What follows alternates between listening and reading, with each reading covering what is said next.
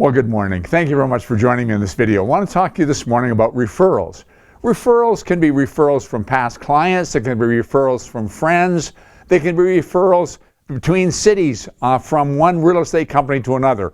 Regardless of the source, they're great business. Usually when it's referred to you, you're not in competition with other agents. Usually the seller or buyer, whoever's being referred, has confidence in you because they have confidence in the other person. So we love referrals.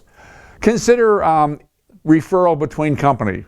Maybe you've got somebody, a family in St. Catharines. They're up in Barrie. They're planning on a move to Barrie. They go through an open house perhaps. They meet an agent. The agent begins working with them, develops a relationship with them, sells them a property, and gets in touch with you and says, I have clients who have a house to sell in St. Catharines. Would you like a listing referral? Well, of course you would, and you're glad to pay 25, even 30 or 35% of the commission that you earn to that agent in return for the referral. It could be the other way around. It could be that the couple comes to you to list their home. They tell you they're moving to Barrie. You list the house. You make the call the agent on the other end, and that agent is happy to pay you the referral because they're getting the business from you. And it's big business, it's significant business. But in addition to real estate agents who come in contact with buyers or sellers, there's a number of people in the basic business community who also do. I'm thinking about lawyers, I'm thinking about accountants, I'm thinking about mortgage brokers.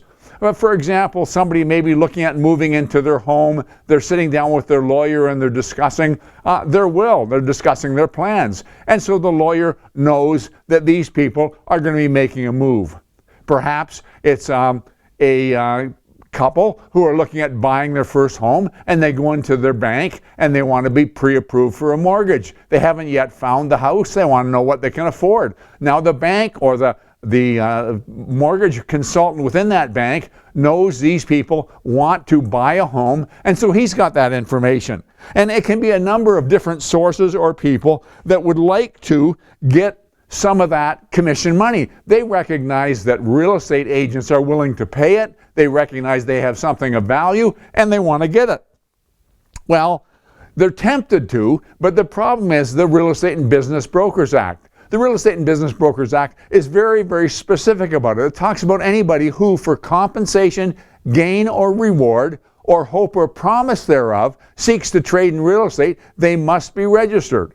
And so whether it's the accountant, whether it's the lawyer, whether it's the mortgage broker, or whoever it might be, they have one problem standing in their way, and that is they're not registered to trade in real estate. Well, they come up with some creative ways to try and get around the act. And I want to talk about these for a minute because you can be very vulnerable. You want that lead, but you don't want to breach the act.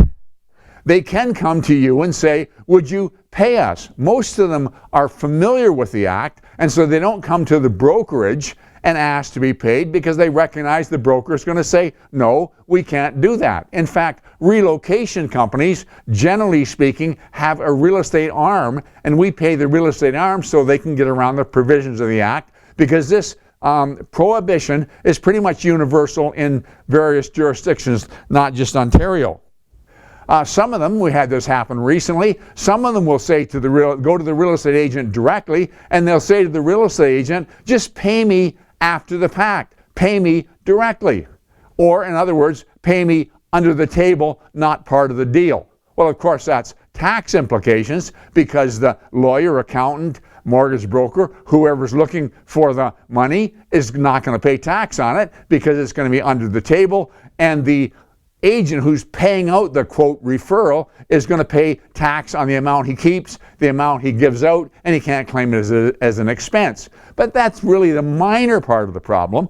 The significant part of the problem is he's in breach of the act. You can't do it. It's very, very specific in the act. They call it bird dog fees, and they say you can't do it. I know some people do, and I'm cautioning you, do not do it. It's not worth it to breach the act, put your license in jeopardy, and all kinds of other ramifications. And you got to be careful too. You know, we all love clients who refer us business. Now, if a client comes to you themselves as a buyer or as a seller, you can rebate them part of the commission because you owe them financial obligations under agency laws, and you can do this. But you can't pay them a lead appreciation fee for giving you a lead for some other piece of business. That's a bird dog fee, and it can't be done. And you got to be careful. Some people I know give gifts. In other words, you thank you very much for the lead. Here's a gift. Well, the acts as compensation, gain, or reward. They're talking about gifts. Be careful about that. If you want to give somebody a gift at the end of the year, express their appreciation, no problem. But be careful about tying it in to a specific thing.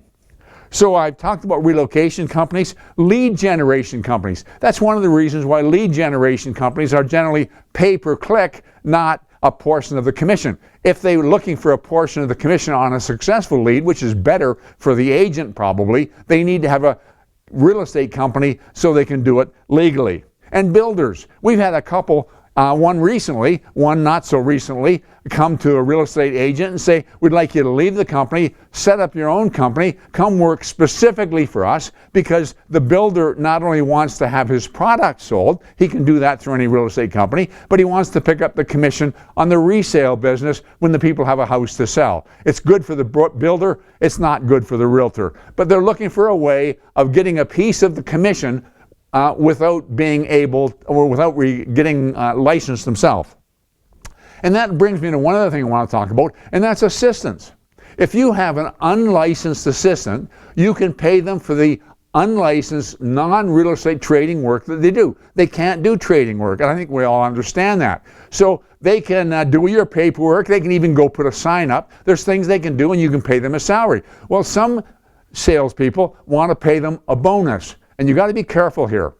You can pay them a bonus. Let's say at the end of the year, if I hit $100,000, I'll give you 5% of my gross earnings. Or if I hit $200,000, I will give you between the $100,000 and $200,000. I'll give you 5% or 10% of my earnings, and you're giving them an incentive to help you boost your business up to a certain level. That's acceptable. There's no problem with it. What isn't acceptable is I'll give you 10% of every deal, because then they're getting paid on a transaction basis, and RICO looks at it as they're trading in real estate.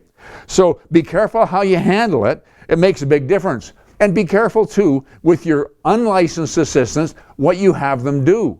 You know, sometimes a salesperson who has a team, who has an unlicensed assistant, will have clients come in and they want to do a waiver, notice of fulfillment of condition, and they have the unlicensed assistant meet with the client and witness the signature. You can't do that. Be careful of that.